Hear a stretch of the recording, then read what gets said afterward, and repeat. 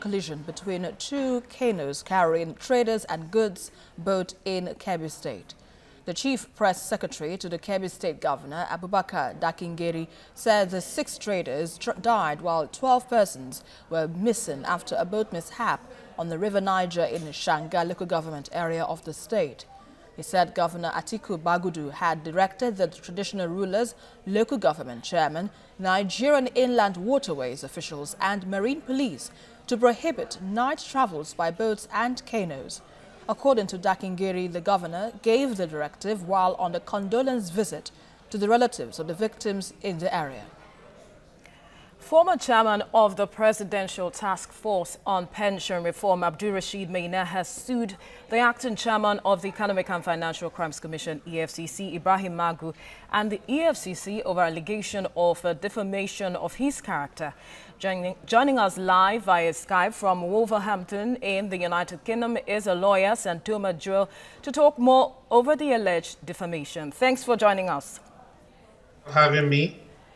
All right, now the EFCC is relying on the warrant of arrest, but counsel to Maina is saying that there is no law empowering any of the respondents to advertise Maina's name and picture. How do we resolve this? Well, that's the truth. The problem with the process that Mr. Magu did was to actually honor the press conference on 2 occasions where he, on one of the occasions, described Mr. Maina as a thief. And that on the other occasion, he actually did say that so many people in the country are protecting Maina from having to come to answer the criminal charges against him. Now, Mr. Maina has, within his right, decided to sue him for defamation, because you can't call him a thief when the case hasn't proceeded to court or when you have not completely investigated the process. And that is why we are here today with that lawsuit. So, but let's look at the matter of handling the corruption cases by the EFCC, because generally it's been perceived by it's been perceived in some quarters that the EFCC doesn't do its ground homework very well. But looking at it holistically as a lawyer, would you say the EFCC is ready to handle corruption cases holistically? I would say no, because they haven't learned from the history.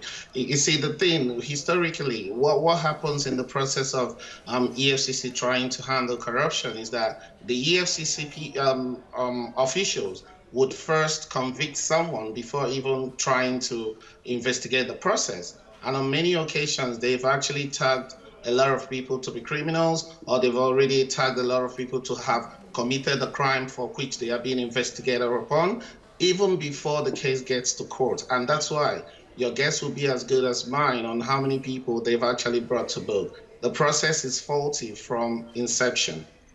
So how is this case now going to affect the process that had initially started with Maina? Can we really get to the root of the matter with this? Well, I don't know. We will wait to see. But this has been going on for quite some time now. A lot of processes have actually been faulty in the case of Maina. First, he disappeared. Second, he was recalled back. Third, he granted interviews and no one seemed to know where he is. But Mr. Maina is actually saying that Mr. Magu knows where he is. And that from his quarters, they are saying that Mr. Magu is actually trying to settle a personal vendetta with him. We don't know what the process is. We don't know what may have transpired between both of them. But my guess is that the case between Maina and the EFCC has a long way to go. So talking about a long way to go, where do you see this leading to at the end of the day? Well, Mr. Magu has actually committed something that is very, very unfair to Mr. Maina, and that's defamation. He called him a thief. He has to come and prove how he managed to get that information. It doesn't matter the information which is available to Mr. Magu, because I believe he's in possession of huge information with regards to Mr. Maina's case. But then again, your freedom of expression is actually subject to the right of an individual not to have his name to be injured in any way or form.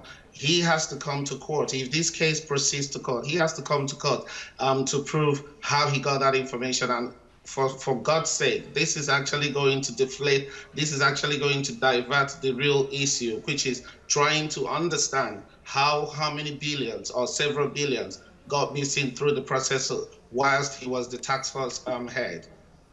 But for Magu now, what options are available to him and the EFCC if they really need to clear themselves out of this?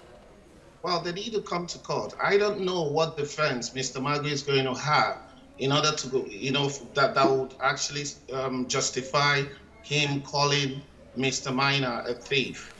I don't know what justification his counsel are going to put up to say, oh, yes, I was right to call this man a thief. I was right to say that because of the actions of this man, a lot of people have died.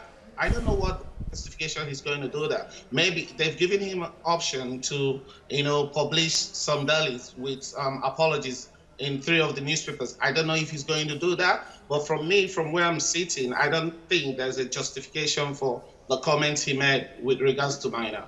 All right, Santoma Joel, thank you very much for your perspectives on this very issue. Thank you for having me.